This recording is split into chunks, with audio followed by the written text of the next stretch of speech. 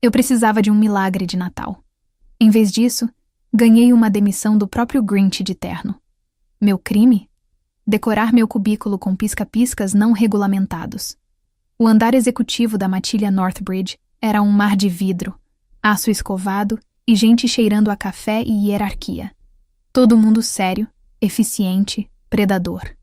E eu ali, uma ruiva sardenta, com um suéter vermelho cheio de renas e um fio de luzinhas coloridas passeando pela divisória do meu cubículo como se fosse árvore de shopping. Quando o e-mail chegou, favor dirigir-se imediatamente ao escritório do CEO. Eu já sabia que alguma coisa ia estourar. Só não imaginava que o alvo ia ser minha cabeça. Maeve, se você sobreviver, juro que trago um panetone da cantina, murmurou Bianca, da contabilidade, enquanto eu passava. Se eu sobreviver, Bia, eu mesma asso uma fornada de biscoitos para você, respondi, erguendo a marmita que cheirava a gengibre e baunilha. E coloco glitter comestível, só de birra. Ela riu baixo, nervosa. Ninguém gostava de ouvir o nome dele em voz alta. Rei Alpha Arman Northbridge, CEO, soberano da maior corporação da Alcateia e, tecnicamente, rei do clã do norte. Eu só o chamava na minha cabeça de Grinch de terno. Nunca sorria. Nunca decorava nada. Se desse, processava até o Natal por concorrência desleal. A assistente dele, uma loba impecável chamada Helena, me esperava na antessala. Penteado perfeito, salto silencioso, perfume caro de cedro e alguma flor que eu nunca teria dinheiro para comprar. Ele está me chamando para elogiar meu senso de decoração? Arrisquei, tentando o humor de sempre. Ela só ergueu uma sobrancelha, sem esboçar sorriso. Entre, Maeve. E... apague as luzes do suéter, por favor. Olhei para baixo. Esqueci que meu suéter acendia um micro pisca-pisca na barriga quando eu me mexia. Apertei o botão escondido na barra. O brilho morreu. Respirei fundo. O cheiro do meu próprio corpo. Biscoitos de gengibre, baunilha quente. Um toque cítrico de tangerina. Subiu como um abraço, me lembrando da cozinha da vovó. Bati na porta. Entre! A voz dele cortou o ar, grave e fria. O escritório era enorme, com janelas do chão ao teto, mostrando a cidade cinza, mesas minimalistas, quase nada pessoal. Sem árvore, sem guirlanda, sem espírito natalino. Só o cheiro dele. Cedro, café preto, notas marinhas e aquele fundo metálico de neve prestes a cair. Armand estava em pé, de costas, encarando o horizonte. Terno cinza escuro caindo perfeitamente sobre o corpo alto, ombros largos sob medida. Cabelos pretos penteados para trás. Impecáveis. Lobo em pele de CEO. A senhorita sabe por que está aqui? Perguntou sem se virar. Eu podia dizer, porque o senhor odeia a alegria, mas não era a hora. Imagino que seja sobre a decoração. Respondi, tentando não gaguejar. Eu posso tirar as luzes, se estiverem atrapalhando as... planilhas. Ele se virou. Os olhos eram de um azul ártico, frios, calculistas. Me atravessaram de cima a baixo. Cabelo ruivo preso num coque torto. Sardas, suéter de rena, perfume de biscoito. Eu quase ouvi o julgamento. Inadequada, barulhenta, doce demais. A política da empresa é clara, ele disse, caminhando até a mesa. Nada de elementos não aprovados em estações de trabalho. Estamos fechando o ano fiscal, não um festival de inverno. São só luzinhas, senhor. Ousei, dando um passo à frente. O pessoal lá de baixo trabalha melhor quando lembra que existe vida além de relatórios. Um músculo pulou na mandíbula dele. Eu sabia que tinha passado da linha, mas minha boca sempre foi mais rápida que meu instinto de autopreservação. A senhorita foi contratada como assistente de operações, não como animadora de festas, respondeu seco. E ainda assim, seu setor entregou 2 relatórios com erro este mês. Aquilo doeu. Não porque fosse mentira. Eu realmente tinha derramado café numa impressão e confundido colunas numa madrugada de fechamento. Mas porque ele jogou na cara sem respirar. Eu corrigi os erros antes de irem para o conselho. Defendi-me. Fiquei até tarde. 2 noites. E ainda assim, os erros existiram. Ele repetiu, implacável. Some isso à sua... tendência a chamar atenção desnecessária. E temos um problema de foco. Meu coração começou a bater mais rápido. O cheiro de café no ar ficou mais forte. Ou talvez fosse só meu cérebro tentando achar consolo. Vai me dar uma advertência? Perguntei, tentando parecer profissional. Eu entendo. Ele pegou uma pasta sobre a mesa, abriu, tirou um papel. Não. Os olhos azuis se fixaram nos meus, frios como lago congelado. Estou encerrando seu contrato. As palavras demoraram 1 segundo para fazer sentido. Como assim? Encerrando. Demissão, senhorita O'Connor.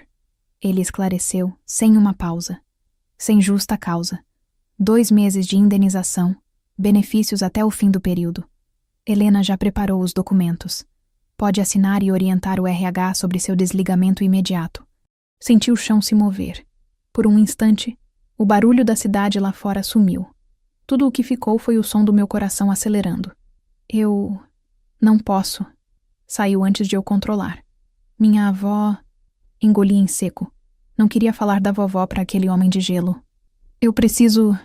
Ele ergueu uma mão, cortando minha frase no meio. A vida pessoal da senhorita não é competência desta empresa.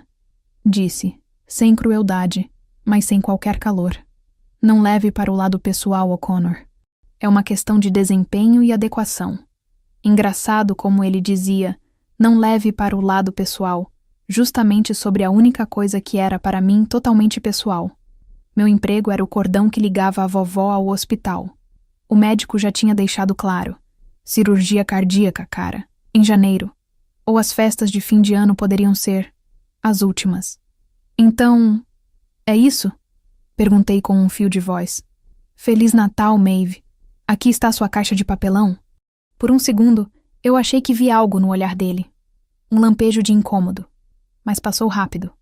Pode passar no departamento financeiro para receber as instruções. Respondeu, voltando o olhar para o monitor. Sinal claro de que a audiência tinha acabado. Cancele as luzes. Helena entrou no timing exato, com um maço de papéis em mãos. Os olhos dela buscaram os meus. Havia um traço de pena ali. Eu te acompanho, Maeve, disse. Eu quis dizer 1000 coisas. Quis jogar na cara dele que, talvez, se ele pendurasse uma bola de Natal uma vez na vida, não seria tão amargo. Quis contar da vovó, do Natal passado no hospital, do jeito que ela ainda arranjava força para cantar canções irlandesas velhas. Em vez disso, prendi o queixo, assinei onde mandaram e saí com a dignidade que me restava, ou pelo menos com a sensação de que, se chorasse ali, ele venceria alguma coisa que eu não estava disposta a lhe entregar. No corredor, a notícia correu mais rápido que eu. Olhares de lado, cochichos. Bianca me alcançou na copa, com os olhos arregalados. Ele te mandou embora? Mandou. Confirmei, enfiando meus poucos pertences numa caixa de papelão de verdade. Meu boneco de neve de cerâmica, minhas canecas de Natal, o pisca-pisca proibido. Feliz Natal pra mim. Ela mordeu o lábio. E a cirurgia da sua avó? Eu dou um jeito. Menti. Mais pra mim do que pra ela. Enquanto o elevador descia, senti o cheiro de desinfetante barato misturado ao meu de biscoito. Quis vomitar. No saguão, a segurança já me esperava, numa cena que eu só via em filme. Senhorita Maeve O'Connor? O segurança, um lobo enorme de terno preto, se aproximou. Fomos orientados a acompanhá-la até a saída. Eu não vou roubar o servidor de RH. Calma. Resmunguei, abraçando a caixa. Procedimento padrão. Ele insistiu, abrindo o detector. Quando tentou pegar minha caixa para ajudar, eu recuei. Essa é minha vida dentro de uma caixa, grandão. Rosnei, o humor finalmente rachando. Você não leva nenhum enfeite meu sem luta. Algumas pessoas no saguão pararam para olhar. Eu sentia o rubor subindo pelas bochechas, sangue quente brigando com o frio do ar-condicionado. Minha voz subiu também. O rei lá de cima me jogou na neve porque não suporta um fio de luz colorida. Continuei, sem filtro. E vocês acham que eu vou sair daqui sorrindo e abanando? Tá de brincadeira. O segurança ergueu as mãos, defensivo. Senhora, a gente só segue ordens. Ótimo. Então diz lá pra ele que, quando as luzes se apagarem de vez nesse lugar, não vai ser por culpa do meu pisca-pisca. Vai ser porque ninguém aguenta viver num túmulo corporativo. Eu sabia que estava queimando qualquer ponte possível. E ainda assim, não conseguia parar. A sensação de injustiça, misturada com o medo pela vovó, me deixava elétrica. Foi aí que eu senti. A temperatura do saguão caiu uns 2 graus, como se tivessem aberto a porta para uma rua gelada. O burburinho diminuiu. O cheiro de cedro, café e neve metálica invadiu o ar, engolindo-o da cantina. Os lobos de terno ficaram mais quietos. Alguns endireitaram a coluna instintivamente. Ele tinha descido. Rei Alpha Armand atravessou o saguão com a mesma presença que tinha no escritório, só que amplificada pela quantidade de óleo sobre ele.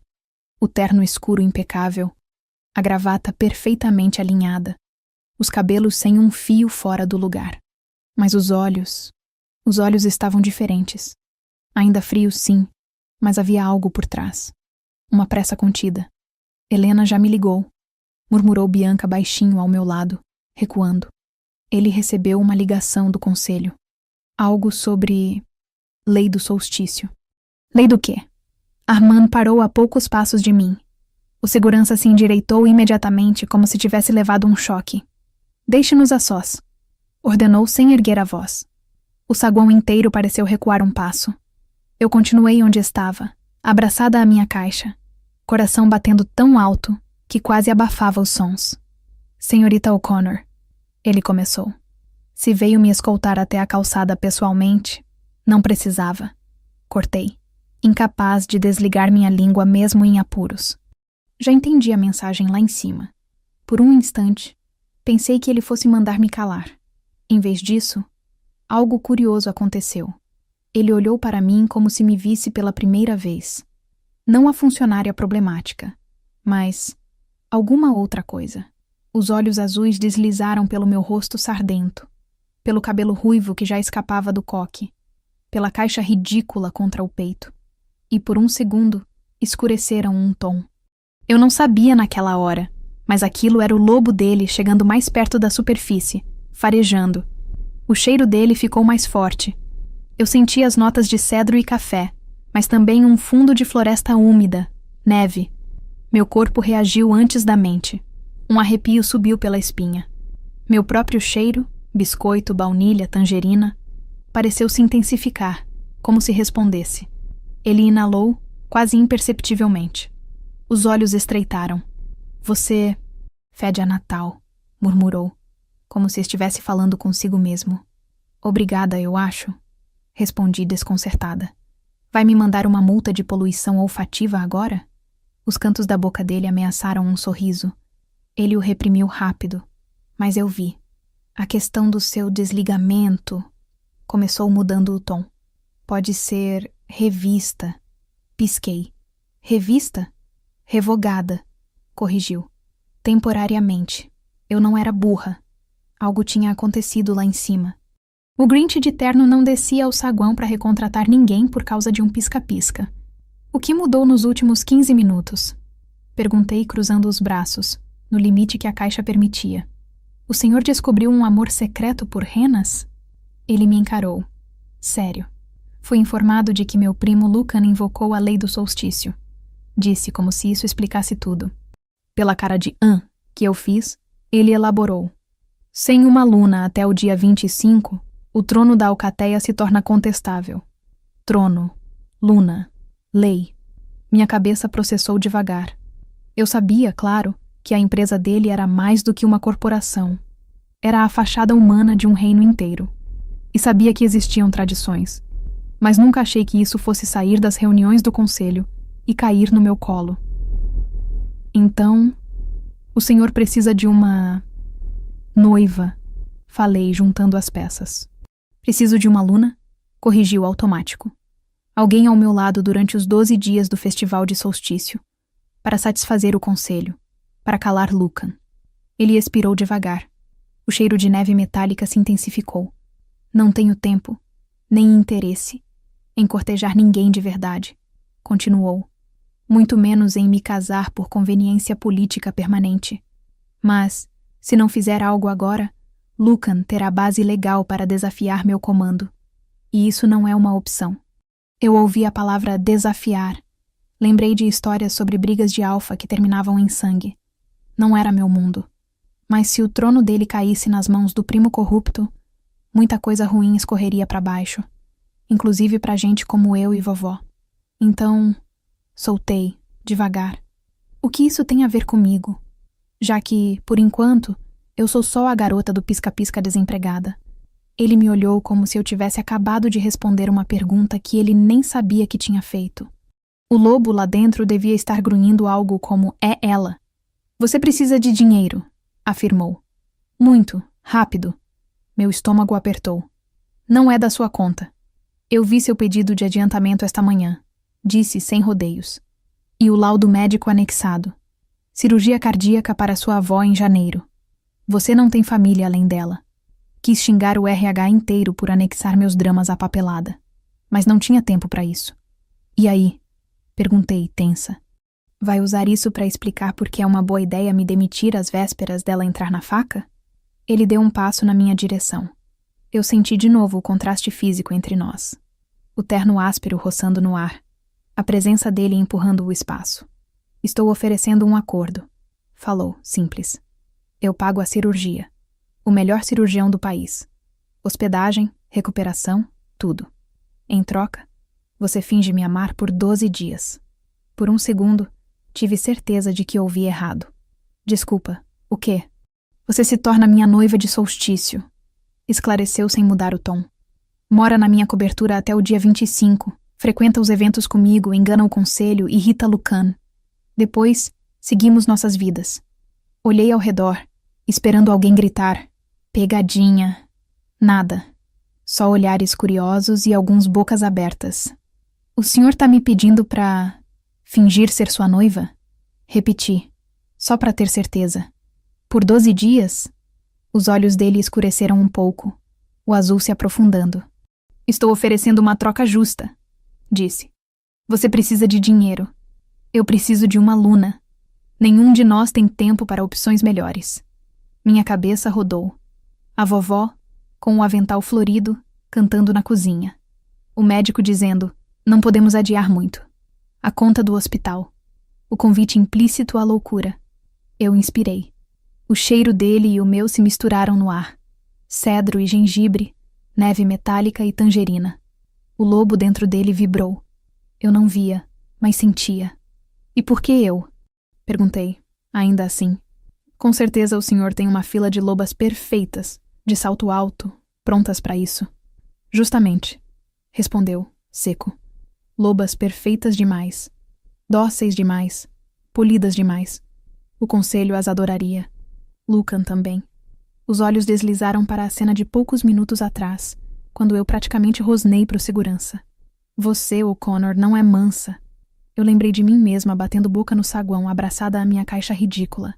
A raiva, o fogo, a vergonha. E vi ali, nos olhos frios dele, um traço de respeito. "Então, o senhor quer uma noiva de fachada que também sirva de escudo contra seu primo?" Resumi. "Uma espécie de colete à prova de Lucan. E de enfeite natalino, aparentemente." Ele completou, lançando um olhar de canto pro meu suéter. Apesar de tudo, ri. Nervosa, mas ri. Ele desviou o olhar rápido, como se aquilo o tivesse atingido de surpresa. "E se eu estragar tudo?" perguntei, mais baixa. "E se eu tropeçar na etiqueta, falar besteira, derrubar champanhe na cabeça de alguém importante?" "Então você fará o que já faz de melhor", disse. "Improvisar." Soltei o ar devagar. Lá dentro, minha velha armadura fez o que sempre faz. Levantou o humor como escudo. "Bom, se é para ferrar a própria vida, que seja com estilo", murmurei. "Tem contrato?" "Já está sendo redigido", respondeu. "Mas a palavra de um rei alfa vale tanto quanto um papel." Ele estendeu a mão. Eu olhei para ela, grande, forte, com veios discretos aparecendo sob a pele. Um aperto de mão por 12 dias de mentira e uma cirurgia real. Um pedaço de mim sussurrou que ninguém fica quando a festa acaba. Outro pedaço respondeu: "Você faz qualquer coisa pela vovó." Peguei a mão dele. O choque foi imediato. A pele quente, o terno áspero, a energia de lobo sob controle vibrando por baixo. Meu cheiro subiu, ansioso, como se meu corpo inteiro soubesse que estava assinando algo maior do que um contrato. Fechado, disse. Eu finjo te amar por 12 dias. Mas aviso logo. Eu não sei ser meia-boca. Se eu for fazer, vai ser convincente. Os olhos dele escureceram de novo.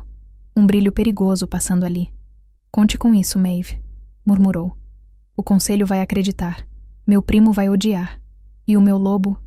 Uma pausa. Vai ter que lembrar, todos os dias, que é só atuação. Naquele momento eu ri. Não fazia ideia de que, entre biscoitos, luzinhas e tradições de solstício, seria justamente o lobo dele o primeiro a esquecer que aquilo tudo era uma farsa. Se tem uma coisa que ninguém te conta sobre ser noiva de aluguel do Rei Alfa, é que o contrato vem com mais páginas que tese de doutorado, e 0 espaço para decorações opcionais. Subi na cobertura de Armand com uma mala de rodinhas, uma caixa de papelão com meus poucos enfeites de Natal sobreviventes à demissão e um saco plástico com uma marmita de biscoitos de gengibre que eu me recusei a deixar no escritório. O elevador privativo fazia menos barulho que meu coração. O segurança do térreo tinha olhado para mim com uma mistura de pena e curiosidade. Eu só ergui o queixo e entrei. Se era para enlouquecer, que fosse com dignidade. A porta da cobertura se abriu com um bip discreto, assim que passei o cartão magnético que Helena me deu. Entrei e parei. A cobertura era... linda. No catálogo de arquitetura minimalista. Linhas retas, paredes em tons de cinza e gelo, móveis caros que pareciam ter saído de uma revista. Um sofá enorme, de couro escuro, sem uma almofada sequer. Uma mesa de jantar de madeira maciça, vazia. Cozinha toda de inox brilhando. Janelas do chão ao teto com vista para a cidade branca de neve. E nenhum, absolutamente nenhum, sinal de que o mês era dezembro. Podia ser julho. Podia ser Marte. Nossa, sussurrei. Um elfo morreria de tristeza aqui dentro. O cheiro também era dele. Cedro, café preto, o toque metálico de neve e mais ao fundo algo marítimo, caro, frio. O ar cheirava a ar-condicionado novo, não a casa. Chegou. Virei. Armand saía de um corredor lateral, já sem o casaco, só de camisa branca impecável e calça social.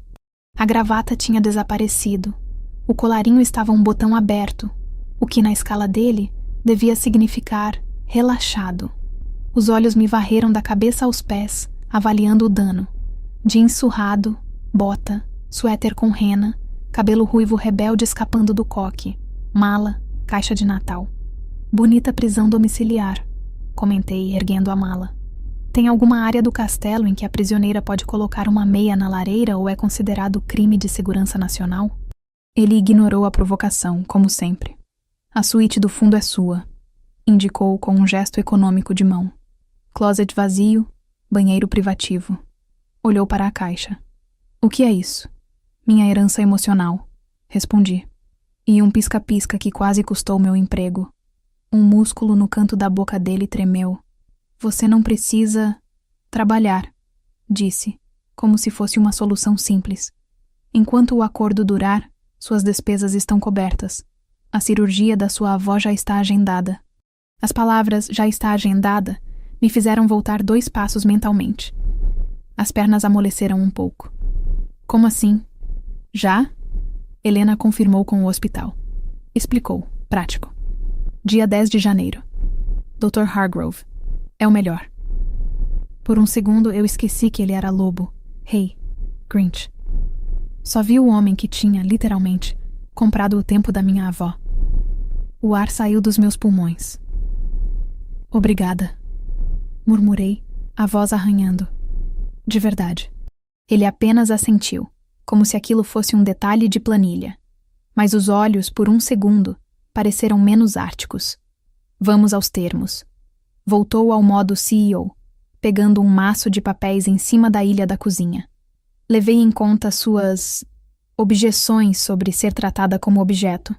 Puxei um banquinho alto, sentei do outro lado. O contrato parecia um livro. Cláusulas de confidencialidade, cronograma de eventos, instruções esquisitas do tipo evitar movimentos bruscos na frente da matilha em forma parcial. Eu fingi que não li essa parte. Isso é mais longo do que aqueles termos de uso de aplicativo que ninguém lê, comentei. E se eu aceitar e depois colocar glitter na sua cama, tem multa? Cláusula 23, parágrafo 4º. Respondeu sem piscar. Danos intencionais aos meus bens implicam redução proporcional da quantia destinada a você. Eu fiz uma careta. Ok, nada de glitter. Mas a parte de Maeve pode respirar sem pedir autorização está onde? Ele passou uma página. Cláusula 10. Disse. Você mantém sua autonomia fora da imagem pública. Dentro dos eventos, segue meu lead. Pausa. E não sai sozinha em florestas sem avisar. Levantei os olhos. Isso é uma regra de segurança ou uma metáfora de relacionamento tóxico? Ambos. Ele respondeu seco. Assinei. No fundo, pouco importava o juridiquês. Importava o fato de que, em 12 dias, a vovó teria uma chance. Em troca, eu teria que sobreviver à convivência com um alfa que achava que sentimentos eram bugs. Assim que ele desapareceu no escritório para resolver coisas com o conselho, peguei o celular. Uma mensagem de Bianca pipocou. Você tá viva? Como é a masmorra do rei? Respondi com uma foto da sala fria e um vamos precisar de reforços. 2 horas depois, reforços chegaram. Uma entrega de árvore natural gigante, comprada com o limite do meu cartão, que eu ainda fingia que existia, caixas de enfeites baratinhos de uma loja de bairro, sacos de farinha, gengibre, açúcar e manteiga. Eu não sabia se ia ouvir um proibido da portaria, mas ninguém ousou barrar algo assinado em meu nome. Talvez o cheiro de biscoito que começou a se espalhar na mesma hora tenha amortecido os instintos homicidas da equipe de segurança. Comecei pela cozinha. Ligar o forno foi quase um ato revolucionário. A massa de biscoito de gengibre ganhou forma sob minhas mãos. O cheiro doce e picante subindo, invadindo o inox, grudando no terno do ar. Misturei baunilha, canela, toque de tangerina. O ambiente começou, devagar, a cheirar a casa, não a showroom. Depois, arrastei a árvore até a sala, sozinha. Quase morri esmagada, mas venci. Montei no canto, perto da janela. Olhei para o verde enorme contrastando com o cinza da parede e sorri. Era como ver um pedaço da minha infância plantado no meio do banco central dos lobos. Quando Armand saiu do escritório, o primeiro biscoito já estava pronto e a primeira metade da árvore, iluminada. Eu o ouvi antes de ver. Os passos firmes, o som seco da porta se abrindo, e o rosnado baixo que veio logo depois. O que... é isso? Me virei, segurando uma assadeira cheia de biscoitos em formato de lobo. Ironia pura. Isso? Apontei com o queixo para o cenário. Isso é o Natal entrando pela porta da frente. Pode chamar de operação salvar essa cobertura do tédio terminal. Ele parou no meio da sala, olhando em volta. A árvore, os fios de luz pela janela, a guirlanda improvisada na porta do corredor. E então, o cheiro. O aroma de biscoito de gengibre recém-assado, misturado à baunilha quente e ao cítrico da tangerina, tomou o ambiente. Subiu, abraçou o cedro e o café dele. Se espalhou pela sala como incenso. Os ombros dele pareceram tensionar, e depois relaxar meio centímetro. O olhar escureceu um tom, o azul puxando para o quase preto bem no centro. Parece que um elfo vomitou na minha sala. Resmungou, mas a voz saiu menos cortante do que no escritório. Sorri. Então você deveria mandar a conta para ele. O cartão foi meu. Ele respirou mais fundo, involuntariamente. Eu quase podia ouvir o lobo lá dentro ronronando, curioso, chegando mais perto da pele. Ele piscou, como se se incomodasse com a própria reação. Esse cheiro... disse, franzindo o senho. Gengibre, canela, baunilha, tangerina e salvação temporária da sua alma. Respondi, oferecendo um biscoito. Experimenta. Ele hesitou como se eu estivesse oferecendo veneno. Então pegou. Mordeu. O maxilar trabalhou. O sabor alcançando um lugar que talvez ele não visitasse há muito tempo. Não vi êxtase. Ele não era esse tipo. Mas vi algo suavizar. Aceitável, decretou, o que vindo dele soava quase como maravilhoso. Suspendi outro biscoito. Quer mais um? Ou o contrato limita a uma amostra por dia? Ele pegou mais um, mais rápido dessa vez. e desviou o olhar, como se tivesse sido pego em fraude. Precisamos ensaiar. Mudou de assunto, seco. A primeira recepção do festival é amanhã à noite. O conselho estará inteiro. Lucan também. Larguei a assadeira na bancada, limpei as mãos no avental com renas e fui até a mesa de jantar, onde ele já espalhava papéis. Fichas de membros do conselho, cronograma de eventos, pontos de risco. Ensaio de quê? Perguntei. Nossa cara de apaixonados? Ele ignorou a provocação. Precisamos alinhar a história, disse. Como nos conhecemos? Quando? Por quê? Detalhes básicos. Seu aniversário, sua formação, sua linhagem humana. O que você gosta de comer. Essas coisas. Revirei os olhos. Se alguém perguntar o que eu gosto de comer, eu respondo: não é você, Lucan. E pronto. Um ruído baixo vibrou no peito de Armand. Percebi que era um rosnado. Contido. Não contra mim. Contra a imagem do primo. Não brinque com isso, avisou. Ele vai te provocar. Adora testar limites. Cruzei os braços. Respira, Rei Alfa. Eu cresci lidando com tio bêbado em festa de família. Consigo lidar com um primo babaca de terno. Ele me estudou, avaliando. Então começou a ditar. Nos conhecemos no café do térreo, há 3 meses. Você derrubou café em mim, apontou para a camisa, e pediu desculpas. Eu não aceitei. Você discutiu. Eu gostei. Arregalei os olhos. Você gostou? Ele limpou a garganta, levemente desconfortável. Aos olhos do conselho, sim. Esclareceu. É a versão que vamos contar. Sorri. Que conveniente. Na vida real, eu derrubei café num relatório e você me demitiu. Na farsa, derrubei café em você e ganhei um anel. Um noivado. Corrigiu tenso. Não haverá anel de verdade. Só um símbolo durante os eventos. Relaxa. Eu não tô atrás de brilhante, respondi. Só de cirurgia. Ele assentiu. Sério. Depois passou para detalhes. Datas, locais, quais festas, quem era quem. Eu tentava acompanhar, mas minha mente logo foi parar em outra parte do ensaio. E a parte física? Interrompi. Se a gente não treinar, vai ficar tudo travado. Ele franziu a testa. Parte física? Você sabe, gesticulei. Pegar na mão, abraçar, olhar com cara de não vivo sem você. Essas coisas que casais minimamente verossímeis fazem. Os olhos dele estreitaram, indecisos entre achar ridículo e admitir que eu tinha razão. Podem pedir demonstrações de afeto, admitiu. Um beijo sob o visco, por exemplo. Ótimo. Assim já testamos tudo. Falei, levantando. Vem cá.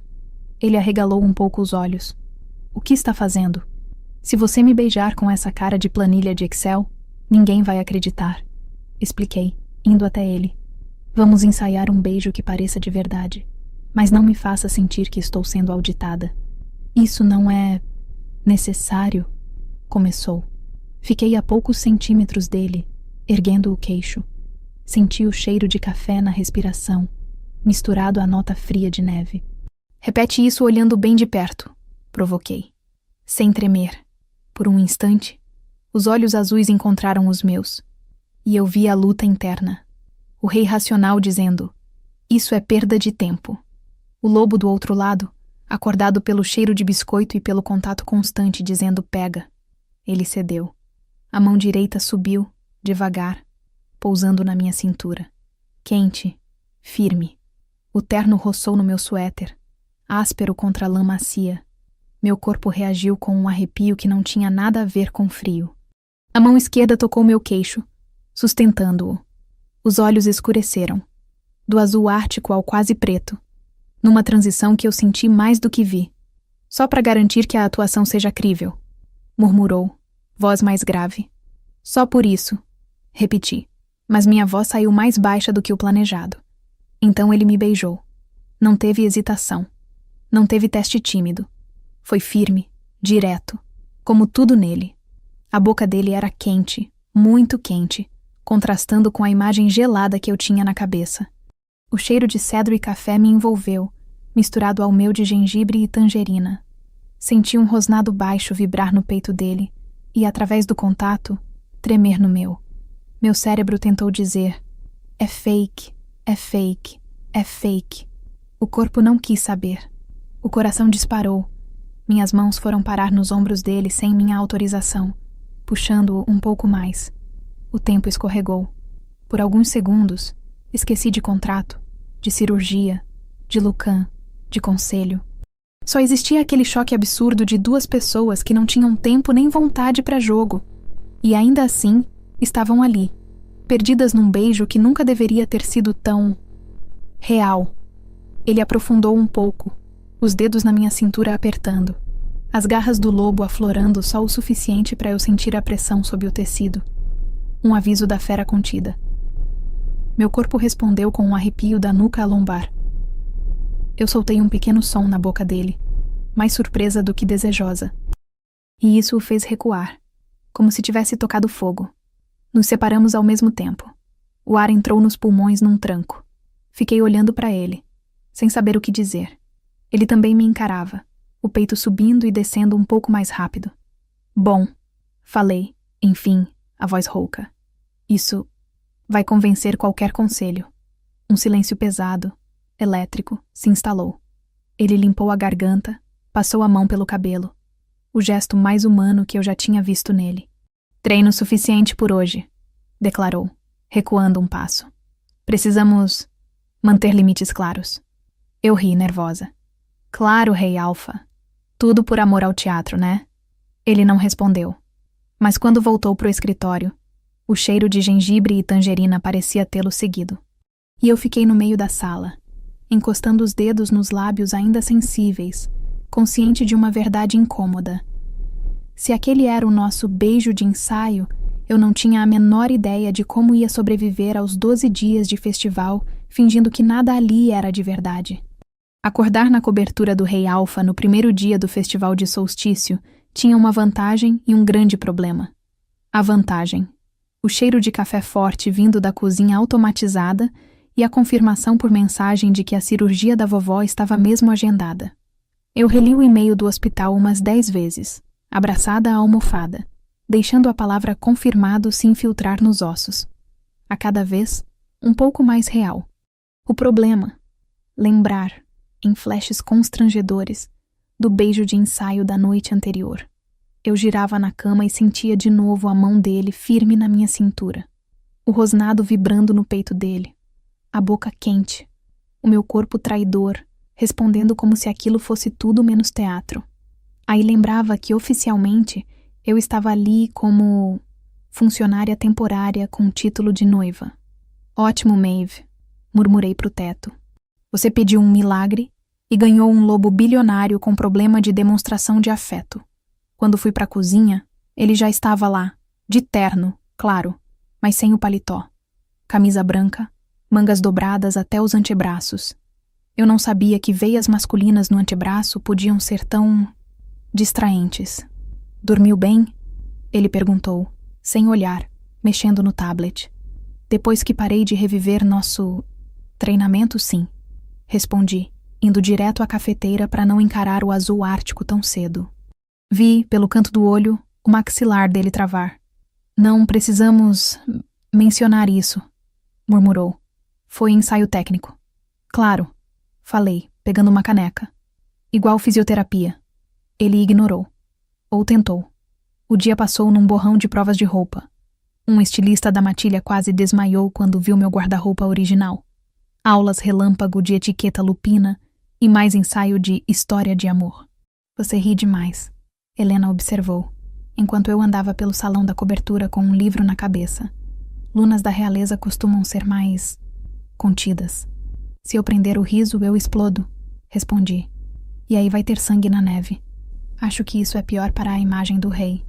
Armand, sentado à distância, ouviu. Os olhos cruzaram com os meus. Havia um brilho ali, como se apesar de tudo ele gostasse do meu jeito.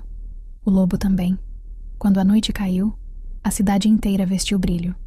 Do alto da cobertura, eu via os telhados brancos, as luzes dos outros prédios, a lua cheia recortada no céu. O primeiro grande evento do festival era o baile de máscaras do conselho, a vitrine onde todos avaliariam a luna do rei. No quarto, O espelho mostrava uma versão de mim que eu não reconhecia, e ainda assim sabia que sempre esteve ali, só esperando. O vestido verde esmeralda abraçava meu corpo na medida certa, destacando minhas curvas sem vulgaridade. Corselê marcado, saia fluida, tecido pesado o bastante para se mover com elegância. As costas nuas até o meio, sardas à mostra. O cabelo ruivo foi domesticado até certo ponto, parte preso num penteado elegante, parte deixado em cachos sobre os ombros, brilhando sob a luz. Um toque de maquiagem, delineador discreto, batom vermelho queimado, só para lembrar que minha boca existia antes daquele contrato. Você está linda, Helena admitiu, honesta, ajustando o bracelete de prata em meu pulso. Ela colocou a máscara, filigranas douradas que cobriam metade do rosto, deixando os olhos livres. Lembre-se, disse. Hoje é sobre presença. Não precisa conhecer todos os talheres. Precisam te ver e sentir. Isso pelo menos eu sabia fazer. Quando saí para o corredor, ouvi o clique dos sapatos dele no piso de mármore. Parei no topo da pequena escadaria interna que levava até o hall do elevador. Ele vinha subindo, ajustando os punhos da camisa sob o paletó negro, a gravata verde escura combinando com o meu vestido. Detalhe que eu só percebi porque Helena me cutucou. Então ele me viu. Foi como ser atingida por um farol de gelo. Os olhos de Armand, normalmente tão controlados, travaram em mim, de baixo para cima. A barra do vestido, a curva da cintura, a linha do pescoço, a máscara. Pararam nos meus olhos por fim.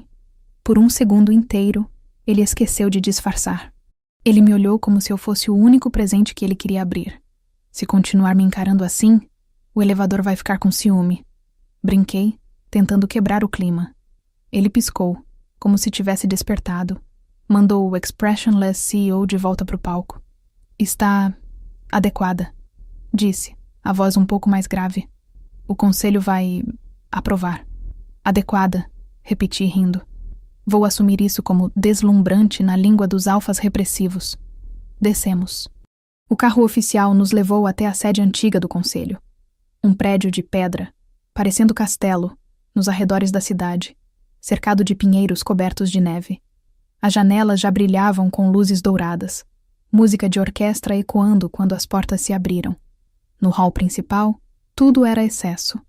Lustres de cristal, escadaria de mármore, coroas bordadas em tapetes, lobos em trajes de gala misturados a humanos importantes. Todo mundo de máscara. O cheiro era uma mistura estranha. Perfumes caros, sangue devagar correndo sob a pele, vinho, canapés, ego. O mestre de cerimônias anunciou com a voz engomada. Sua Majestade, Rei Alpha Armand Northbridge, e sua Luna, Maeve O'Connor. A palavra Luna ecoou. Senti dezenas de olhares virarem ao mesmo tempo. O braço de Armand se firmou sob minha mão. Senti a tensão dele, mas também o apoio. Ele me ofereceu a curva do cotovelo como quem oferece armadura. Respirar, sorrir, não tropeçar. Sussurrei para mim mesma. Descemos a escadaria. Eu sentia o peso dos olhos, o frisson, os sussurros. Humana, ousado, pelo menos é bonita. Fui treinada a andar devagar, cabeça erguida, máscara como arma. Surpreendentemente deu certo. Não caí, não engasguei, não corri de volta. Quando chegamos ao último degrau, Armand se inclinou levemente, boca perto da minha orelha. Muito bem, murmurou. Lembra que isso é teatro. O sopro da respiração dele no meu pescoço fez meu corpo inteiro se lembrar do beijo de ensaio. Mesmo assim, respondi. Claro, Majestade. Drama é comigo mesma. Lucan apareceu antes que eu pudesse processar mais. Ele era a versão clara de Armand. Cabelos castanho claro, sorriso fácil demais, olhos de um azul menos frio, vestido num terno perfeitamente ajustado, mas com um ar de quem achava tudo uma grande piada. Ao lado dele, uma loba alta, loira, com um vestido prateado que parecia mais uma armadura de paetês do que roupa. Primo, Lucan sorriu, mostrando os dentes demais. E esta deve ser... O olhar dele me percorreu, sem pudor, demorado demais. A loba falsa. Um murmúrio percorreu o círculo em volta. Eu segurei o sorriso no lugar. Ele queria me cutucar? Ótimo. Eu sou especialista em cutucar de volta. É o Connor, na verdade. Respondi, estendendo a mão antes que ele pudesse continuar. Maeve. Noiva temporária. Encrenca em tempo integral. Ele riu. Pegou minha mão e a beijou levemente, mantendo contato visual com Armand, provocando. Encantado, Maeve, disse.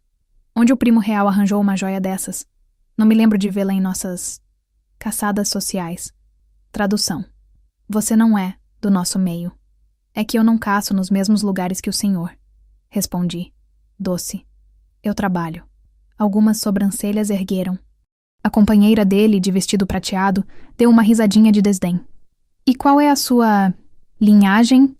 Perguntou ela, aversa a sutilezas. Algo respeitável, eu espero. Claro, respondi. Minha avó foi costureira por 40 anos. Costurou para metade dessas senhoras aqui. Fiz um gesto amplo. E ouviu todos os segredos que elas acham que ninguém sabe. Isso conta? Alguns lobos abafaram sorrisos. Um dos anciãos fez HN, apreciativo. Lucan estreitou os olhos, mas manteve o sorriso. Espirituosa, comentou. Vai se adaptar, ou morrer tentando. Senti o rosnado de Armand vibrar, baixinho no peito dele. A mão que segurava a minha apertou um pouco mais forte. Maeve se adapta onde quer, ele disse, finalmente se metendo. O tom era suave, mas havia um aviso nítido por baixo. E onde não quer, ela ilumina e vai embora. O olhar dele cruzou com o meu, rápido demais para os outros perceberem. Havia orgulho ali. Orgulho meu. Meu lobo interior, se é que humanas tem um, fez um pequeno giro. A noite avançou em uma sucessão de apresentações, cumprimentos formais, taças de champanhe que eu fingi beber, o suficiente para não ficar tonta, e perguntas veladas. De onde se conhecem? Não é perigoso escolher uma humana? Ela entende. O que significa ser Luna? Em todas, eu usei o que tinha. Humor. Sinceridade medida. O brilho que não conseguiam catalogar. Em determinado momento, eu e Armand circulávamos por um corredor decorado com guirlandas e velas quando Lucan, com um sorriso malicioso, apontou para cima. Que falta de atenção, primo, zombou. Sua Luna está embaixo do visco. Olhei. Um ramo de visco pendia do arco do corredor, amarrado com fita vermelha. As pessoas ao redor desaceleraram, olhos curiosos. Entre lobos, aquela tradição era levada a sério. Beijo sob o visco, em público, significava reconhecimento de vínculo, mesmo que simbólico. Pela tradição, a loba prateada cantou, venenosa. Vocês devem se beijar, a menos que o seu amor seja tão falso quanto dizem. O sangue subiu às minhas faces. Os olhos de todo o salão parecem ter se focado na gente. Eu respirei, pronta para fazer piada, aliviar, transformar aquilo em cena boba. Antes que eu abrisse a boca, Armand se virou completamente para mim. Os olhos estavam quase negros. Ele levantou a minha mão, puxando-me um passo à frente. Colocou a outra na minha cintura, mais baixo do que consideraria um casto em salão de baile. O toque foi possessivo, descarado. As garras, até então mantidas sob controle, brotaram só um pouco, o suficiente para eu sentir as pontas arranhando o tecido do vestido, pressionando de leve a pele por baixo. Meu corpo reagiu com um arrepio instantâneo. Deixa que eu cuido da tradição. Ele murmurou, tão baixo que só eu ouvi, e me beijou. O primeiro segundo foi teatro. Selar os lábios, inclinar um pouco a cabeça, o suficiente para a plateia ver e suspirar. Mas logo depois, algo nele quebrou a linha. A mão na minha cintura apertou, trazendo meu corpo totalmente contra o dele. Senti cada centímetro. Terno áspero, calor brutal por baixo, músculos tensos, o peito vibrando com um rosnado abafado. Ele aprofundou o beijo, abrindo minha boca com a dele. O gosto de champanhe seco, café e algo puramente dele invadiu meus sentidos. O perfume de cedro e neve me envolveu. O mundo sumiu num borrão dourado atrás da máscara. Meu coração disparou, não de nervoso de palco, mas de outra coisa. A parte racional gritava, é pro público, é pro público. O resto de mim não estava ouvindo. As garras arranharam minha cintura de leve, sem romper a pele, só o suficiente para deixar claro. O lobo ali reconhecia. Marcava. Eu arfei na boca dele, surpresa. O rosnado no peito dele respondeu satisfeito. Ouvi de muito longe suspiros, murmúrios. Quando ele finalmente se afastou, o salão inteiro parecia ter prendido a respiração. O olhar de Lucan tinha escurecido de uma maneira menos divertida. A loba prateada tinha perdido o sorriso. Parece que o primo está mais envolvido do que queria admitir. Lucan comentou, ácido, tentando recuperar o controle. Armand não tirou a mão da minha cintura. Fale o que quiser, Lucan. Respondeu, calmo, mas frio. Só não chame minha aluna de falsa de novo. A palavra minha ricocheteou dentro de mim como sino. Eu senti. Meu lobo imaginário sentiu. Até o conselho deve ter sentido. A música voltou a encher o espaço. As conversas retomaram. Mas a partir dali a noite tinha outro clima. Lobos mais antigos vinham falar comigo com menos desdém. Algumas lunas me lançavam olhares curiosos. Algumas mulheres humanas me sorriam discretamente, como se dissessem, boa sorte, querida. Em um canto mais tarde, com taças na mão, encontrei um momento rápido de respiro com Armand, atrás de uma coluna de mármore, longe dos olhares diretos, mas ainda sob o barulho geral. Isso foi intenso, comentei, a voz ainda um pouco trêmula. Ele olhou para o lado, como se examinasse a decoração. Necessário, corrigiu. Lucan precisava ver limites. Claro, concordei. Um recado diplomático, com língua. Os olhos dele voltaram para os meus. Havia uma faísca ali, algo entre divertimento e alerta. Você reclamou da minha cara de planilha de Excel, lembrou. Considere que ajustei a performance. Cruzei os braços, tentando esconder que ainda sentia o arrepio no lugar onde as garras tinham tocado. Se continuar ajustando assim, a gente vai ter problema de improviso, murmurei. Eu esqueço onde termina o contrato e começa outra coisa. Ele segurou meu olhar por um segundo que pareceu longo demais. Você não é a única, disse enfim baixo. Mas por enquanto, mantenha isso entre nós. Meu conselho já tem tormentos demais. Um garçom se aproximou, oferecendo mais champanhe. Peguei uma taça, mais pela desculpa de levar algo à boca do que pela bebida. Quando bebi, o gosto doce e ácido me pareceu diferente. O mundo também. Achei que o ponto mais perigoso daquele festival tinha sido aquele beijo sob o visco. Só descobri depois que eu estava errada. O verdadeiro perigo ainda vinha na forma de neve, floresta e uma cabana perdida na montanha. O quarto dia de festival veio com neve até a cintura e um e-mail de Helena com o assunto. Traje para a caçada tradicional.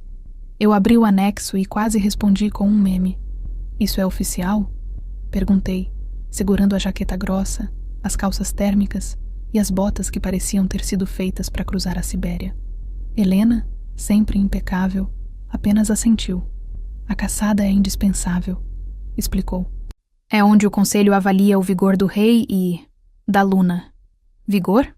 Ergui a sobrancelha. Você quer dizer capacidade de congelar sem reclamar? Porque nisso eu reprovo. Ela fingiu que não ouviu. Fique perto de Armand, aconselhou. E se alguém disser qualquer coisa que te faça querer socar, ignore. Lembre-se, tem neve suficiente lá fora para esconder corpos, mas é melhor não testar a paciência do rei. Sorri. Ele que não teste a minha. A paisagem do lado de fora da cidade parecia saída de um cartão de Natal gótico. Florestas de pinheiros cobertas de branco, colinas suaves, céu cinza pesado prometendo mais neve. A base da caçada era um chalé amplo de madeira escura, com bandeiras da matilha tremulando na entrada, lobos em forma humana e parcial circulando, rindo alto, mostrando dentes demais. Eu tremia antes mesmo de descer do carro oficial. O frio cortava qualquer buraco no casaco. Subia pelas pernas. Quando Armand abriu minha porta, o vento me acertou na cara feito tapa. Quem teve a ideia brilhante de caçar no inverno? Resmunguei, saindo. Nunca ouviram falar de Netflix e chocolate quente? Ele lançou um olhar de lado, escondendo o que poderia ser um sorriso. É tradição, explicou. E tradições mantêm a matilha unida. Eu podia cozinhar um panelão de sopa e unir todo mundo na cozinha. Mais quente. Ele ignorou o comentário. Mas, quando um lobo mais jovem, em forma parcial, olhou demais para mim, não de forma desrespeitosa, só curiosa, o rosnado que saiu do peito dele foi instintivo, baixo, vibrante, avisando, não encosta. Aquilo aquecia mais do que lareira. Os lobos iam se dividir em grupos para a caçada. Alguns assumiam forma quase total, ursos imensos de peles cinza e negras. Outros, como o Armand, optavam pela forma intermediária. Olhos mais escuros, caninos mais longos, garras à mostra, mas corpo humano funcional, ainda vestido. Você não vai virar lobo completo? Perguntei enquanto ele ajustava uma luva de couro nas mãos. Não com você aqui, respondeu. Quero ter mãos para segurar se você escorregar. Meu coração deu um pulo bobo. Muito cavaleiro da sua parte, majestade. Lucan apareceu, claro, montado num trenó puxado por 2 lobos enormes em forma total. Tinha um casaco de pele que gritaria excesso em qualquer época do ano, e a mesma companheira prateada a tiracolo. Prima Luna. Ele sorriu, a palavra Luna carregada de veneno. Preparada para ver do que um rei de verdade é feito? Se for de gelo, eu trouxe fósforos. Respondi, enfiando as mãos nos bolsos para esconder o tremor. Ele riu, mas os olhos cortaram Armand. Cuidado para não perder sua humana provisória na neve, primo, disse. Humanos tombam fácil. Antes que eu pudesse responder, Armand se postou meio passo à frente de mim. O cheiro dele se intensificou. Cedro, café, neve. O lobo estava na superfície. Se alguém tombar aqui hoje, falou voz baixa, não será ela. Os grupos foram divididos. Pouco depois estávamos na floresta. Eu, Armand, 2 membros do conselho e um bando de guardas. A neve se acumulava nos galhos. Cada passo afundava até a canela. Minhas botas eram boas, mas meu sangue era de cidade. Em menos de 20 minutos, minhas mãos doíam dentro das luvas. O nariz ardia. Os dentes batiam. Tá tudo bem? Armand perguntou, mantendo-se sempre a meio passo de mim. Eu tô ótima. Menti, tremendo. Acho que não sinto mais os dedos dos pés, mas quem precisa deles, né? Ele soltou um suspiro impaciente. Chega. Tirou o próprio casaco pesado de pele de lobo e, antes que eu protestasse, envolveu meus ombros com ele. O cheiro dele explodiu ao meu redor. Quente, masculino, intensamente familiar. Use. E você? Perguntei, tentando não afundar o rosto no colarinho como uma viciada em perfume de alfa. Eu aguento, respondeu. Simples. E aguentava mesmo. Mesmo sem casaco, o corpo dele irradiava calor. Lobo. Os membros do conselho lançaram olhares aprovadores. Lucan, à distância, assistia tudo com um meio sorriso irritante. Para ele, era mais uma peça no tabuleiro. Para mim, o gesto começou a bagunçar lugares perigosos dentro do peito. Caçamos pouco. A verdade é que aquilo era mais desfile que caça real. Algumas presas pequenas foram perseguidas, nada sério. O evento servia para os machos mostrarem força e para as lunas exibirem postura. Eu, vestida no casaco dele, mais parecia uma criança enrolada num cobertor de rei. A nevasca chegou rápido. O céu, antes apenas cinza, se transformou numa manta espessa. O vento aumentou, empurrando neve de lado, cegando. Temos que voltar, um dos conselheiros gritou. Está fechando. Começamos a recuar, mas a visibilidade caiu a quase zero. Um apagão branco. Eu via pouco mais que a silhueta de Armand à frente. Em algum ponto, um soluço de medo furou minha armadura de humor. Tropecei numa raiz coberta. Caí de joelhos. A neve entrou pelo vão da calça, queimando. Maeve! A mão dele me agarrou forte, me puxando de volta. Fica comigo! Rosnou, o som vibrando na pele. Não solta! Não tô soltando, respondi, ofegante. É a neve que tá soltando a gente.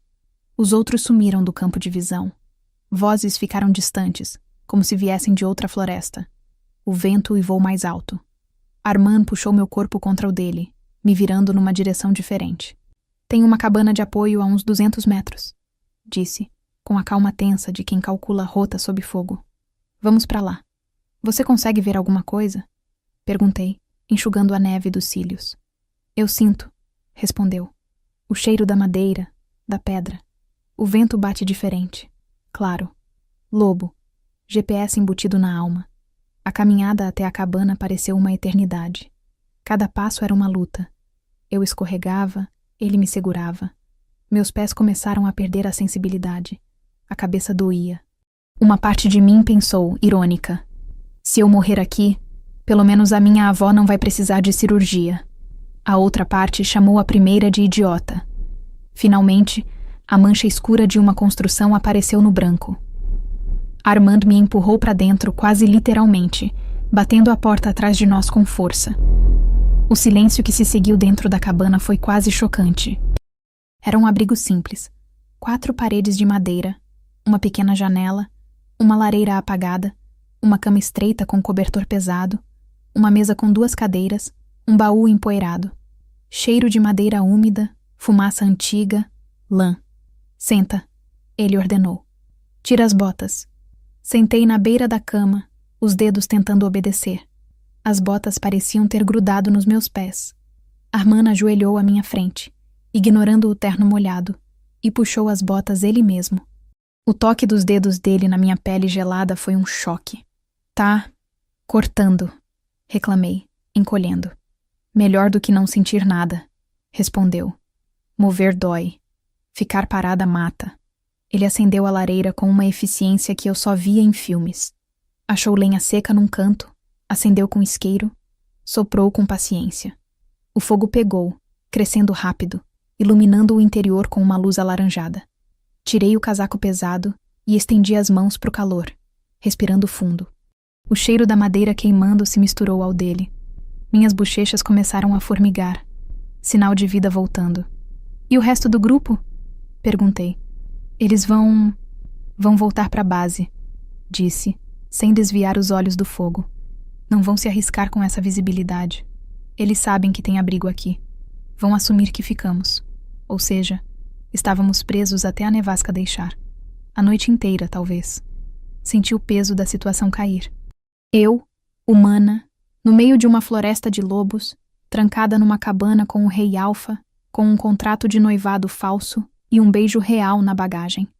Tive vontade de rir e chorar ao mesmo tempo. Isso parece o começo de uma piada ruim, murmurei. Um lobo e uma humana entram numa cabana. Ele se virou, encostando-se à parede, o fogo desenhando sombras no rosto anguloso. Isso é o começo de uma péssima sessão de fofoca se o conselho descobrir. Corrigiu. Lucan vai jogar isso na nossa cara por anos. Só se der errado, rebati. Se a gente voltar inteiro, vira lenda. Luna humana sobrevive à nevasca com o rei rabugento. Matilha aplaude. Um silêncio caiu. Não era desconfortável, mas pesado. O tipo de silêncio onde as máscaras começam a escorregar porque ninguém tem energia para segurá-las. Por que você odeia tanto tudo isso? Perguntei de repente. O festival, o Natal, as tradições, não me parece só cansaço. Ele olhou para o fogo, o azul dos olhos refletindo as chamas. Porque meu pai fez tudo isso parecer piada, respondeu depois de um tempo. Festas, caçadas, bailes. Ele adorava ser adorado. O maxilar apertou. Enquanto isso, o reino desmoronava. Dívidas, traições, acordos podres. Ele usava a luz do festival para esconder o podre. Fiquei quieta. Nunca tinha ouvido aquela parte da história. Meus olhos buscaram o rosto dele, agora mais humano sob o clarão do fogo. Eu cresci ouvindo uivos de alegria na sala de festas e gritos de raiva no corredor de trás, continuou. Quando assumi, prometi nunca mais repetir isso. Cortei o excesso, cortei a farra, cortei sentimentos. Acreditei que um rei frio seria menos perigoso que um rei fraco. E, incentivei suave, e virei outra coisa, confessou. Um rei que ninguém ama, só respeita, teme. A honestidade dele me apertou o peito. Você acha que ser amado te torna fraco? Concluí. Mas, na verdade, foi a falta de responsabilidade do seu pai, não o amor, que quebrou o reino. Ele soltou um riso seco. Parece simples dito assim. Não é simples, concordei. Mas também não é tão complicado. Encolhi os ombros. Eu só tive minha avó. Ela criou um império inteiro de amor numa cozinha minúscula.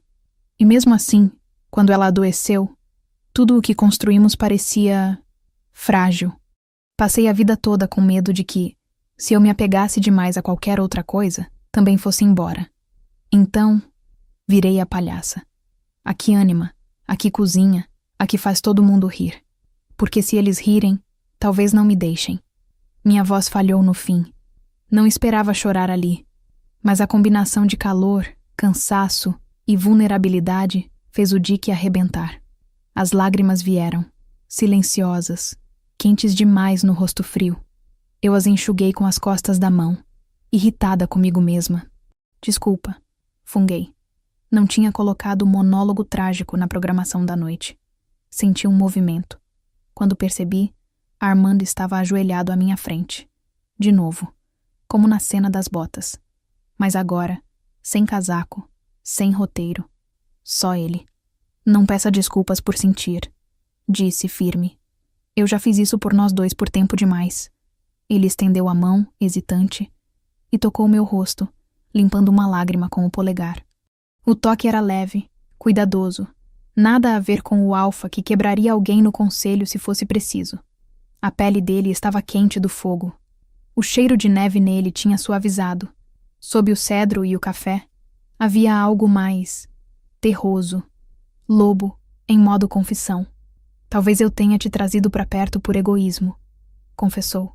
Para salvar meu trono, para irritar Lucan, para cumprir uma lei. Mas, os olhos encontraram os meus, agora mais escuros, sinceros. No meio disso, você começou a salvar outra coisa que eu achava que não merecia. A parte de mim que ainda quer sentir. Meu coração, que já estava desregulado, deu um salto. Você não é seu pai, Armand, falei. Não importa o quanto tenha medo de ser. Eu vejo a diferença. A Matilha vê também, mesmo que não saiba dizer. Sorri entre as lágrimas. Seu frio às vezes só parece medo conterno. Ele soltou o ar, como se fosse um balão que guardava há anos. E você? Perguntou mais baixo. Vai embora quando tudo isso acabar? Vai voltar a ser só a garota dos biscoitos de gengibre? A pergunta me pegou desprevenida. O contrato diz que eu vou. Respondi, honesta. Meu medo diz que devo. Minha vontade ainda tá decidindo. Um silêncio cheio caiu entre nós. O vento uivava lá fora. A neve batia nas paredes da cabana. Aqui dentro, o fogo estalava. O cheiro de madeira e lobo preenchia o ar. Você está tremendo de novo, ele observou, mudando de assunto antes que eu desmoronasse mais. Venha. Apontou com o queixo para a cama estreita. Eu olhei, arregalando os olhos. Só tem uma cama, constatei, óbvia. E o chão está gelado, ele retrucou. Não vamos discutir logística agora. A etiqueta da realeza diz alguma coisa sobre rei e luna falsa dividirem colchão? Provoquei, tentando esconder o calor que subia ao rosto. A etiqueta da sobrevivência diz que 2 corpos aquecem melhor que um, respondeu seco. E eu não vou deixar você congelar para satisfazer suas reservas morais. Bufei. Tá bom, lobo. Mas aviso logo. Mão boba leva mordida. Ele deu um meio sorriso. Você esquece com quem está falando. Deitamos debaixo do cobertor pesado. Ele por trás, eu de costas, o corpo inteiro colado. No começo, fiquei tensa, consciente de cada parte dele. O peito nas minhas costas, o braço firme em volta da minha cintura, as coxas fortes encostando nas minhas pernas. O cheiro dele tão perto, quase dava para pegar. Relaxe, ele murmurou, a boca perto da minha orelha. Eu só quero que você sobreviva. O rosnado no peito dele vibrava, mas era baixo, quase reconfortante. Aos poucos, o calor começou a fazer efeito. O frio que eu carregava nos ossos recuou, cedendo espaço a um cansaço pesado. Bom, a respiração dele na minha nuca caiu num ritmo constante. Eu, que sempre precisei de barulho para dormir, televisão, rádio, alguma coisa, me peguei derrapando no sono ao som do coração de um lobo e do estalar do fogo. Não sei em que momento exato aconteceu. Acordei no meio da noite com uma sensação estranha e aconchegante. O rosto dele enterrado no meu pescoço. Armand, o rei de gelo, dormia com o nariz e a boca encostados na curva entre meu ombro e minha garganta, respirando meu cheiro fundo. Senti o roçar da barba por fazer, a aspereza leve, o suspiro pesado que vinha de vez em quando, e algo mais. Os movimentos lentos, quase inconscientes, dele esfregando o rosto ali, marcando. Era um gesto instintivo, lupino, scent marking, marcação de cheiro. Ele, meio adormecido, esfregava sua essência na minha pele misturando, dizendo sem palavras, minha. Meu corpo reagiu de uma forma que eu não sabia nomear. Um calor começou na base da coluna, subiu, explodiu no peito. E curiosamente não havia medo. Nenhum. Só uma sensação profunda e inesperada de segurança. Como se naquela cabana perdida, cercada de neve e política, eu estivesse finalmente num lugar onde podia descansar. Fechei os olhos de novo, sentindo o rosnado leve que vinha do peito dele vibrar nas minhas costas. Pela primeira vez desde que assinei aquele contrato, um pensamento cruzou minha mente sem cinismo. Se isso é mentira, eu não sei mais o que é verdade. Métrica do ato. Palavras-alvo. 1.700 palavras escritas. Aproximadamente 1.730. Status. Levemente acima. 1,7%. Roteiro. Ato 5 de 6. A noiva de aluguel do solstício. No dia seguinte à cabana, todo mundo fingiu que nada tinha acontecido. Oficialmente, fomos separados pela nevasca e passamos a noite em abrigo seguro. Extraoficialmente, metade da matilha cheirava o casaco de Armand e o meu pescoço quando achava que eu não via, porque o cheiro dele estava em mim e o meu nele. Quando voltamos à base da caçada, lunas e conselheiros nos fizeram perguntas polidas, mas os narizes trabalhavam mais do que as bocas, marcados. O lobo de Armand tinha esfregado o rosto no meu pescoço como se eu fosse travesseiro dele de infância. E por dentro, alguma coisa em mim tinha aceitado aquela marca com um então é isso. Eu me pegava encostando os dedos no lugar onde ele dormira respirando meu cheiro. A pele ali parecia mais consciente, mas... Nossa, os dias seguintes do festival foram um misto de magia e tortura. Armand estava diferente. Por fora, o mesmo. Terno impecável, respostas curtas, controle absoluto em público. Por dentro, eu sentia o lobo rondando. No carro, a mão dele sempre achava a minha, mesmo quando não precisava. Na mesa, o joelho dele roçava o meu por baixo, e em vez de afastar, ficava. Quando alguém se aproximava demais, o rosnado baixo vibrava no peito dele, num aviso que só eu sentia. À noite, na cobertura, depois dos eventos, ficávamos no sofá, vendo as luzes da cidade. Eu com uma caneca de chocolate quente, ele com um café preto perpetuamente novo. Conversávamos. Sobre a vovó, sobre a infância dele, sobre coisas pequenas. Às vezes o silêncio bastava. Um silêncio quente, não daqueles que engolem. E aí veio o dia 24, véspera do fim do contrato, véspera do solstício pleno, véspera do Natal, véspera de alguma coisa enorme que eu não sabia nomear. Passei o dia inteiro com um peso estranho no peito, uma mistura de expectativa e pânico. Parte de mim esperava, burra, romântica, traumatizada, escolha, que depois de tudo ele fosse dizer alguma coisa, que não quisesse só uma luna de festival, que debaixo do rei tivesse um homem disposto a tentar de verdade.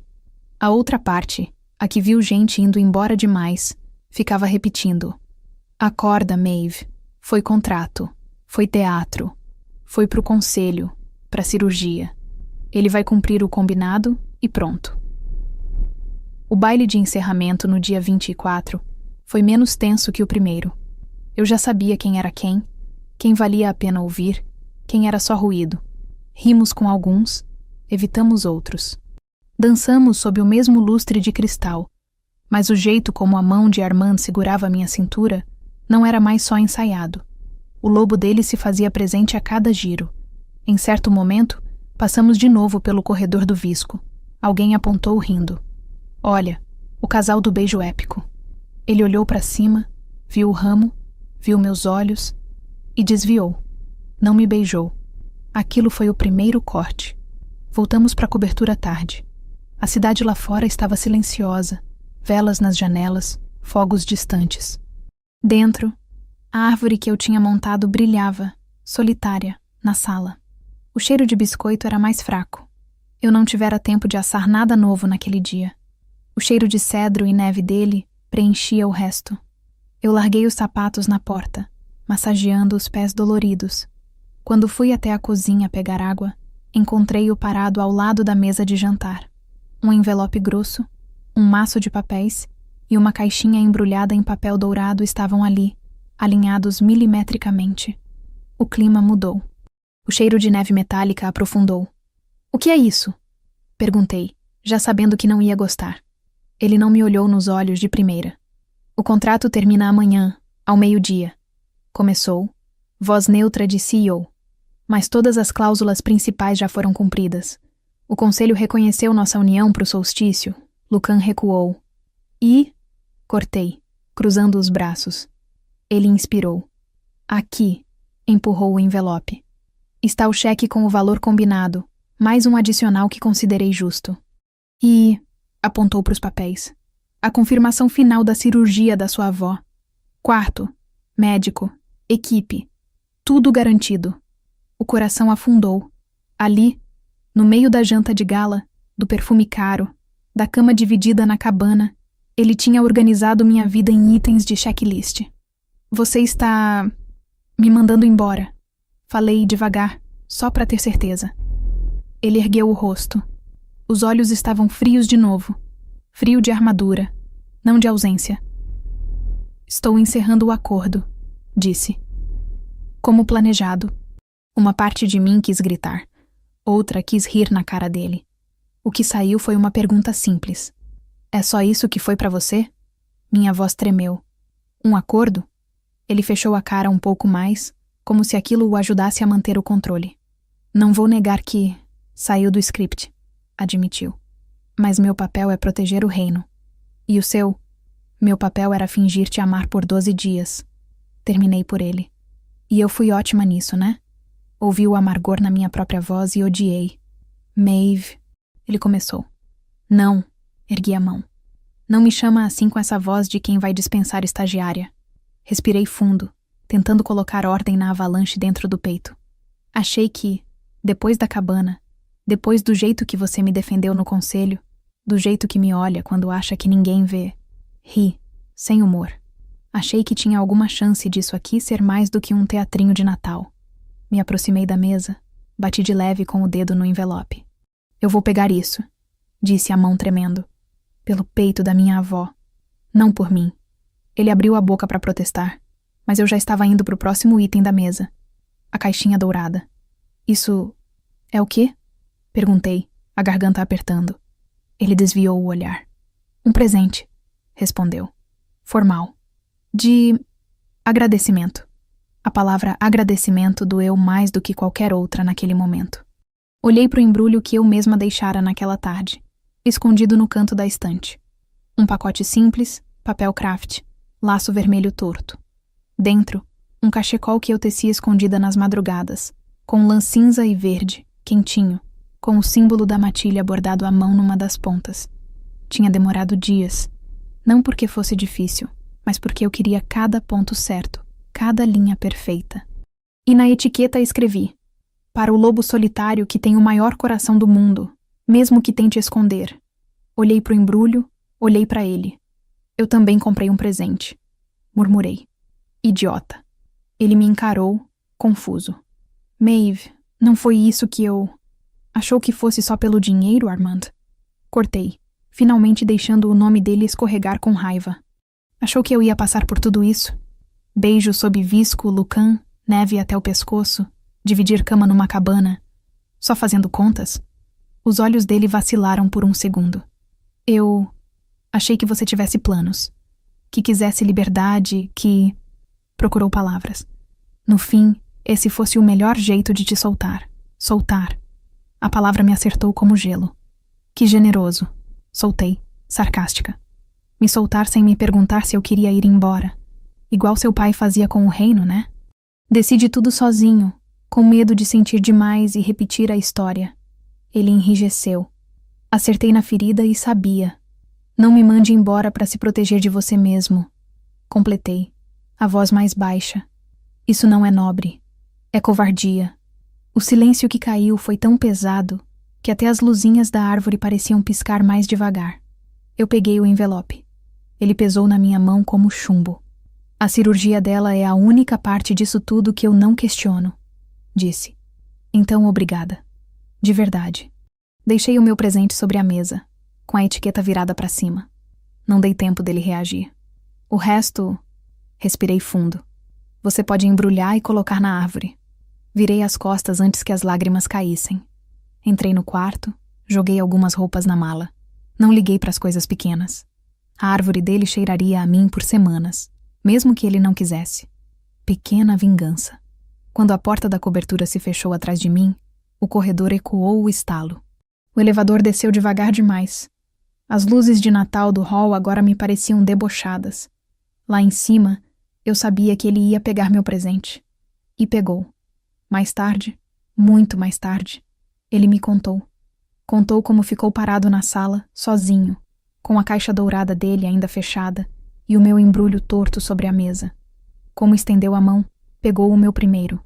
Como desfez o laço com dedos que tremiam mais do que ele admitiria. Viu o cachecol, sentiu a lã macia, o nosso símbolo bordado. Leu a etiqueta devagar. Para o lobo solitário que tem o maior coração do mundo, mesmo que tente esconder. Feliz solstício, seu chato. Maeve. O impacto foi físico.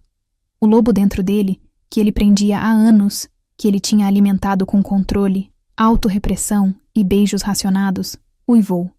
Não foi uivo de festa, nem de caça. Foi um uivo de dor misturado com reconhecimento. Aquele som atravessou paredes, vidros, concreto.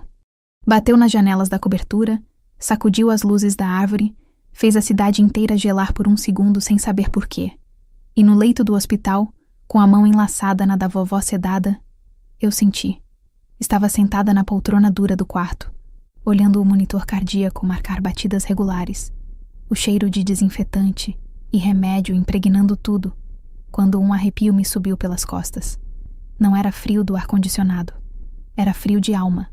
Um uivo distante, ecoando na minha mente, me fez fechar os olhos. Eu sabia de quem era. Sabia o que dizia. Tarde demais, talvez, mas verdadeiro. Apertei mais forte a mão da vovó, encostei a testa na pele enrugada dela e deixei que, pela primeira vez naquela noite, uma esperança pequena, irritante, levantasse a cabeça. Ele é um idiota, vó, sussurrei. Mas parece que é meu idiota. O uivo, lá longe, parecia concordar. Hospitais na noite de Natal cheiram a duas coisas: desinfetante e solidão maquiada com pisca-pisca. O corredor da ala cardíaca tinha um festão barato grudado na parede e um presépio de plástico na recepção. As enfermeiras usavam tiaras de rena por cima do cansaço. E eu, sentada ao lado da cama da vovó, me sentia o oposto de todos os comerciais de fim de ano. A cirurgia dela estava confirmada. Os papéis no envelope em cima da minha bolsa diziam isso. O cheque que eu odiava estava dobrado no fundo, junto com a minha dignidade machucada. Minha avó dormia, sedada, o rosto tranquilo de quem não sabia de nada que tinha acontecido comigo nas últimas semanas. Vai dar certo, vó, sussurrei, alisando o cabelo fino dela. Você vai acordar reclamando do café, falando mal da novela e pedindo para eu parar de fazer graça com gente poderosa. Minha voz ecoou fraca no quarto. O monitor marcava o ritmo do coração dela, regular. Eu podia ouvir o bip-bip e, por baixo, o eco surdo do uivo dele, que ainda vibrava em alguma parte de mim. Tentei afastar, racionalizar, me convencer de que tinha feito o certo, de que pegar o dinheiro e sair era a escolha madura, de que se ele tinha escolhido o medo, problema dele. Eu tinha prioridades, famílias, futuros. Eu sabia todos os argumentos, mas o espaço do meu peito onde o casaco dele tinha me protegido na neve não colaborava. Fechei os olhos, cansada. O hospital tinha aquele silêncio cheio, quebrado apenas pelos bips, passos de enfermeiros, apitos distantes. Minha cabeça encostou de lado no colchão da vovó. Quase dormi. As portas do fim do corredor se abriram com um estrondo. Não um estrondo de filme de ação, com explosão e tudo. Um estrondo de portas de hospital usadas demais, sendo empurradas por alguém que não conhece a palavra devagar. Olhei para o vão, e lá estava ele. Armand atravessou o corredor como se fosse campo de batalha. Casaco aberto, cabelo bagunçado pelo vento pela primeira vez desde que eu o conheci. O terno cheio de pontinhos brancos de neve derretendo. O cheiro dele chegou antes. Cedro, café, neve e um toque de floresta, como se tivesse corrido metade da cidade em forma parcial antes de entrar. Sem seguranças, sem conselho, sem gravata. O rei tinha ficado do lado de fora. Quem entrou foi o homem. As enfermeiras olharam, algumas recuando instintivamente diante da presença. Uma abriu a boca para dizer alguma coisa sobre horário de visitas, mas ele já tinha passado. Meu coração disparou. Levantei tão rápido que quase derrubei a poltrona. "O que você está fazendo aqui?" Saiu mais agudo do que eu gostaria. Ele parou na porta do quarto, respirando forte. Os olhos encontraram os meus. Não havia máscara ali. Só um caos difícil de disfarçar. "Atrasado", respondeu a voz rouca. "É o que estou fazendo." Na mão, amassado, ele segurava o nosso contrato. Aquelas páginas todas que ditavam nossas vidas por 12 dias. Sem cerimônia, ele ergueu o maço e rasgou no meio. O som do papel se partindo cortou o quarto. "O acordo acabou", disse, deixando os pedaços caírem no chão esterilizado. A mentira acabou. Eu pisquei, atônita. Olhei para o papel, olhei para ele.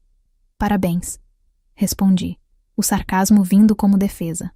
Isso teria sido mais útil umas 6 horas atrás. Ele deu 2 passos para dentro, parando a menos de 1 metro de mim. O cheiro dele tomou o quarto, expulsando-o de desinfetante por alguns instantes.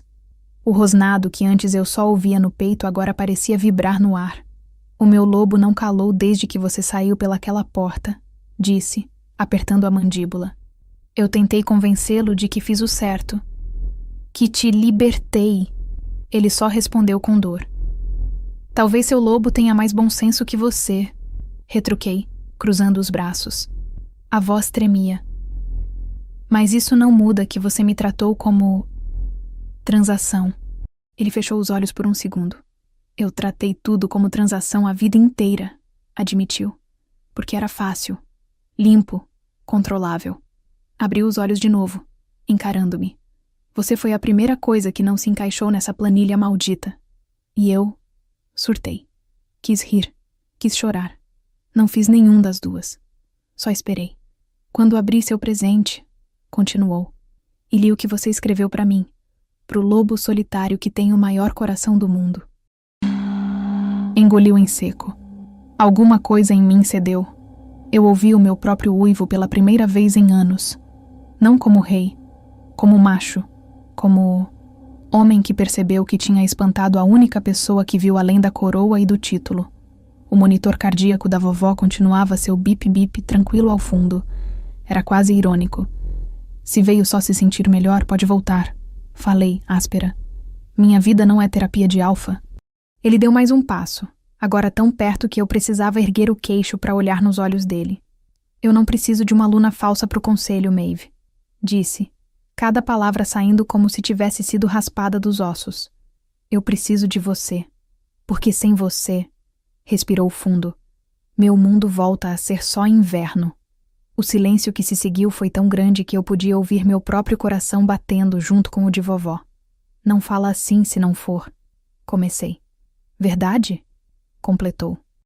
Eu sei. Você me ensinou isso." Um sorriso cansado puxou o canto da boca. "Você acha mesmo que eu atravessaria metade da cidade na neve, rasgaria meu próprio contrato, me ajoelharia num maldito hospital? E aí?", ele fez. "O rei Alfa, o Grinch de terno, o homem que demitia gente por causa de pisca-pisca, se ajoelhou, no chão frio, diante da minha avó sedada, diante de mim. Dobrou um joelho, o outro, apoiou a mão no piso liso. Se fosse só teatro, terminou. A visão daquele homem ajoelhado, vulnerável, com neve derretendo no colarinho, me desmontou mais do que qualquer beijo. Eu não sei como ser fácil, confessou, olhando para cima, direto nos meus olhos. Não sei como prometer que nunca vou errar, que nunca vou ser bruto, que nunca vou ser idiota. Já provei que sou bom em todos esses quesitos. Mas eu sei que, desde a noite em que você decorou meu cubículo com luzinhas, minha vida começou a sair do piloto automático. Ele deu um leve riso, quase sem humor. Você enfiou Natal na minha empresa, cheiro de biscoito na minha casa, risada nos meus corredores. E quando te mandei embora, achei que estava protegendo nós dois. Só percebi depois que olhou pro lado, pro monitor. Sem a sua luz, eu posso até ter trono, mas volto a ser só gelo. As lágrimas que eu vinha segurando escolheram aquele momento para vazar. Apertei os lábios, respirando fundo. E o que você quer, Armand? Perguntei, a voz rouca. Esquece o conselho, o Lucan, a lei do solstício. O que você quer? Ele não hesitou. Quero você, disse. Simples. Cru. Não como atriz contratada. Não como Luna de fachada. Como minha Luna de verdade. A palavra verdade bateu forte. Lucan me chamou de loba falsa. Lembrei, um sorriso torto escapando entre as lágrimas. Ele estava errado, respondeu. Você é minha Luna verdadeira. Ele que se acostume, ou que saia do caminho. Um rosnado baixo acompanhou a frase. Não de ameaça para mim, de promessa. Fiquei olhando para ele, pro homem ajoelhado entre fios de papel rasgado, com o cheiro de floresta e neve espantando o hospital estéril. Pro Alfa que tinha aprendido a pedir desculpas sem rodeios. Pro lobo que tinha me marcado dormindo, quando ainda fingia que nada era real. Você demorou, seu lobo idiota. Soltei, rindo em meio às lágrimas. Ele riu também, aliviado, mesmo com os olhos cheios. Atrasado, mas... Cheguei. Dei um passo à frente. Estendi a mão. Levanta, pedi. Eu não quero um rei no chão. Quero um homem ao meu lado. Ele pegou minha mão, levantou-se devagar. Ficamos frente a frente, tão perto que eu sentia o calor dele atravessando o tecido do meu casaco barato. O cheiro de desinfetante ainda estava ali, mas misturado agora com cedro, café, neve e o toque doce de tangerina da minha pele. Então, ele começou, hesitante pela primeira vez. Fica. Pensei em tudo. No cubículo com o pisca-pisca, na demissão, no contrato, na cabana, na minha avó, na cirurgia, no cachecol, no uivo. E pela primeira vez, desde que me entendo por gente, escolhi algo que não era só por medo, nem só por necessidade. Fico, respondi, mas com uma condição. Ele arqueou uma sobrancelha, quase sorrindo. Sempre você e suas condições. Que, quando as luzes de Natal apagarem, você continue aqui, expliquei. Não desaparece quando a festa acabar. Não me larga sozinha com o cheiro de biscoito e as lembranças. Se for pra ser, vai ser também em fevereiro, numa terça chuvosa qualquer. Os olhos dele suavizaram. Prometo, disse. No inverno, no verão, na terça chuvosa e no solstício. Com árvore ou sem. Eu me inclinei. Ele também. O beijo dessa vez não tinha público. Visco nem contrato. Só a gente. Foi mais suave no começo, como se ambos tivéssemos medo de quebrar alguma coisa recém-colada. Depois, mais profundo. O gosto de café, de lágrimas, de promessa. O rosnado dele vibrou no meu peito. Meu coração respondeu, rápido, mas em paz. Quando nos afastamos, encostei a testa na dele, rindo baixinho. A vovó vai acordar e achar que isso aqui é novela, comentei. Rei, noiva, hospital, declaração dramática. Como se o universo tivesse ouvido, o monitor cardíaco da vovó bipou mais forte, num ritmo firme. Um leve movimento nas pálpebras dela me fez olhar. Ela não acordou de verdade. Ainda não. Mas os traços no rosto relaxaram de um jeito diferente, como se um sonho bom tivesse chegado. E as luzinhas de Natal na janela, penduradas por alguma enfermeira de turno, piscaram bem na hora, refletindo no vidro como se o mundo lá fora piscasse de volta. Armand beijou minha têmpora devagar. Feliz solstício, minha luna verdadeira, murmurou. Sorri, segurando a mão dele com a direita e a da vovó com a esquerda. Feliz Natal, meu rei de gelo derretido. Naquele quarto de hospital cheirando a álcool e esperança, no barulho constante do monitor e no brilho das luzes piscando na janela, eu soube. Não era mais um contrato, nem uma atuação. Era o começo de uma aliança que nenhum conselho tinha como contestar. O lobo dele me escolheu. Eu escolhi de volta. E pela primeira vez, eu acreditava que quando a festa acabasse, ele ainda estaria ali, sentado à mesa, reclamando do glitter e pedindo mais biscoito de gengibre. Obrigada por estar aqui e por acompanhar mais uma história. Espero de verdade que você tenha gostado. Se quiser, deixe seu comentário. Adoro ler o que vocês sentem e pensam depois de cada episódio. Não se esqueça de se inscrever no canal e deixar seu like. E para quem quiser estar mais pertinho do canal, o Clube de Membros oferece conteúdos extras, como acesso antecipado às histórias, episódios exclusivos e alguns benefícios especiais. Para conferir, é só clicar no botão Seja Membro abaixo. Obrigada pelo carinho e até a próxima história.